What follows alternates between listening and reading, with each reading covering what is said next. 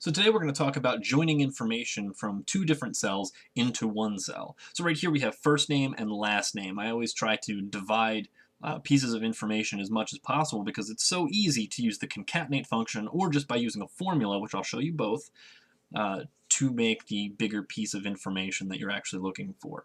And it makes things much, much easier when you're trying to actually parse out first name and last name. That aside, let's go ahead and get started with the concatenate function. So you start by typing in the concatenate function, and then if you select a range, the function doesn't work, so it actually gives you the pound value error. However, if you instead click on the first argument and then hit a comma, and click on the second argument and hit a comma, you can hit the third as well. There used to be a limitation on this of 30 arguments, but that's not true in the more modern versions of Excel. There are now 255. Which you should not run into a problem with. If you do, you might want to consider your design a little bit more. However, on the concatenate function, you'll notice that you do not get a space between the two different cells. So it actually gives you the flexibility, and it doesn't assume, it gives you the flexibility of choosing your own formatting. So I'll select the first argument, and then I'll make the second argument be my formatting in a string. So what I'll actually do is I'll put quote space quote here. And then my third argument is finally last name. So that way, I actually have a space between Susie and Q. But here in Jane Doe, I also have the flexibility because they're broken out this way, and this setup allows me to go ahead and use concatenate to do another potential function that you might need to use, which is last name, and then the second argument is comma space, and then finally the third argument is the first name. So now you have Doe, comma Jane. I'm partial to first name space last name, so let's go ahead and use that, the fill handle, to bring that to all of these. And now let me show you how to do it via a formula. This actually works pretty much the exact same way, just a little bit of a different read. So you'll notice this in the formula bar here is a little bit easier to read. However, equals A, and then instead of a comma, because comma won't work here, and not a plus sign, because plus is going to try to add it, and these are string values. It doesn't actually work. So instead, we're going to use an ampersand. So we'll just use the and symbol, and then I'll do it the exact same way that I did it before.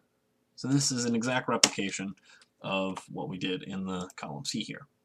So you'll notice, though, that it looks just a little bit different in the formula bar. It doesn't look any different, and it doesn't act any differently once you're actually looking at the results of the function or the formula. Now there is one catch to this, and that is using numbers. And it's not really for you or I.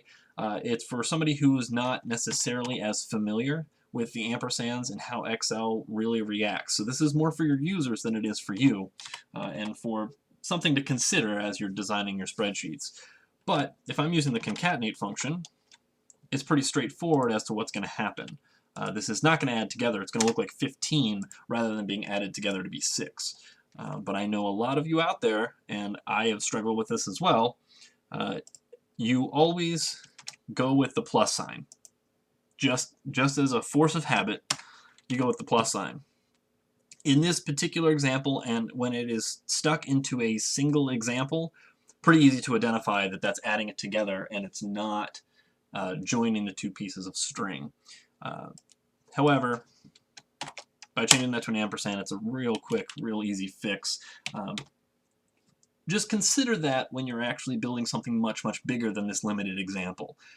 It gets a little bit scary when you're looking at something that is not just a concatenate function, and you're looking at something that is actually much, much bigger or a much larger string, or you're creating serial numbers or something like that out of unique identifiers.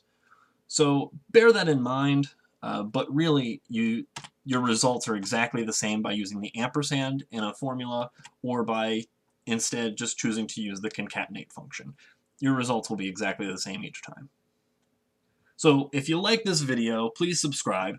If you have any questions or comments, leave them down below the video, or go ahead and send me a message and I'll get back to you. Thank you.